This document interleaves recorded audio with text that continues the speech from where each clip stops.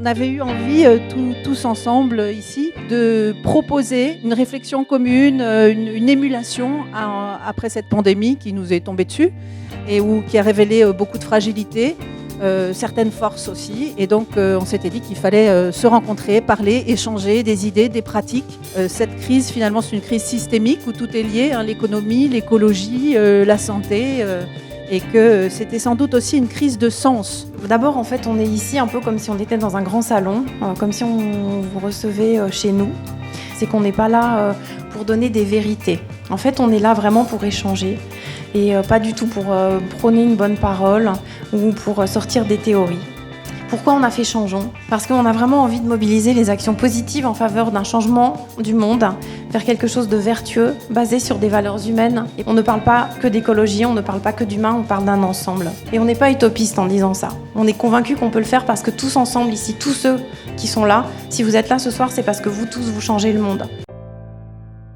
Frédéric Dreyer. Bonjour Frédéric. Vous dites que vous êtes expert en rien et touche à tout. Du coup, oui, un portrait assez sympathique. Les études, j'ai aimé. Je les regarde encore un petit peu de près.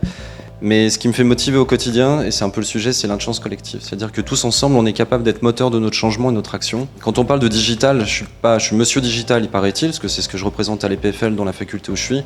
Et pour moi, le digital a des effets pervers, en fait. Le digital, c'est juste des outils. Le digital peut aussi nous rendre seuls, peut aussi nous séparer finalement de cette intelligence collective. Alors, on parlait de digital 2.0. Puis il y a tout plein de consultants qui sont venus, puis ils ont dit tiens oui, on va digitaliser les processus et on va voir ce que ça donne. Et ce qui s'est passé, en fait, on a créé des silos, plus personne ne communiquait ensemble, et ça devenait une vraie catastrophe. Il fallait casser tout ça. Comment accompagner l'économie dans le changement ? Comment l'économie peut rester pérenne avec toutes ces disruptions qu'on a au quotidien ? Des petites sociétés à des plus grosses sociétés, je peux sortir quelques noms, mais des boîtes comme Carondache, etc. Il y a toujours cette question de renouvellement, de changement. Comment l'impact finalement sociétal, l'impact écologique, l'impact aussi au niveau business peut être pris en compte dans mon industrie et de changer cette organisation, la faire bouger, la faire mouvoir. Alors, je propose à Mélanie Blanc de me rejoindre. Bonsoir. On comprend vite qu'il y a eu de grands changements dans votre vie. Vous avez vraiment opéré une mue. Alors, quand je pensais au nom de la soirée de ce soir, Changeons, je me demandais d'abord pourquoi on a envie de changer.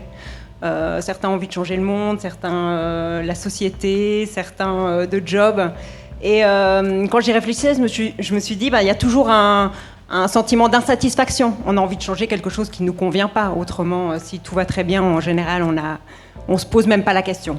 J'ai plongé littéralement dans le développement personnel, ce qui veut dire que je suis allée chez Payot, je dévorais tout ce que je trouvais dans toutes les techniques qu'on nous vantait. Ça m'a permis un peu de dissiper ce brouillard et d'avoir un peu plus de clarté sur le monde qui m'entoure. Mais en même temps, j'étais dans un hyper-contrôle, ce qui fait que ça m'a complètement isolée du monde.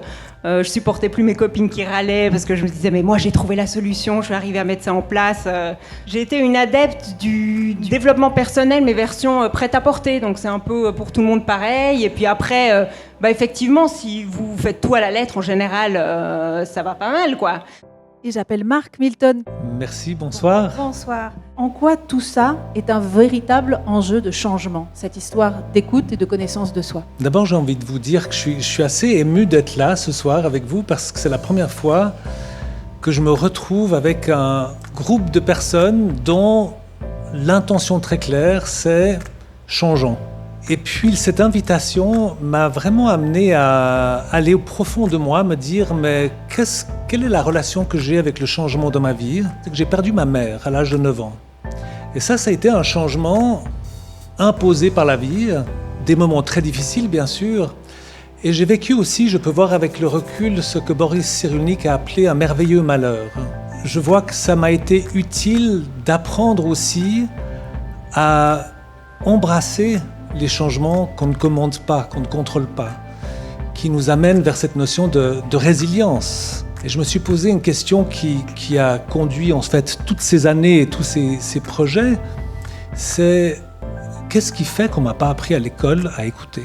Devenir ami avec le silence, c'est la porte d'entrée d'apprendre à se connaître, d'apprendre à se mettre en lien avec la vie. Alors ce que je vous propose maintenant, c'est de vous installer confortablement Je vais vous proposer de fermer les yeux. Imaginez que vous êtes dans un océan de paix. Ouvrez doucement les yeux. Merci beaucoup d'être venu également. Donc voilà, j'espère que vous avez repéré tous les intervenants qui ont bien voulu venir partager leur parcours avec nous aujourd'hui.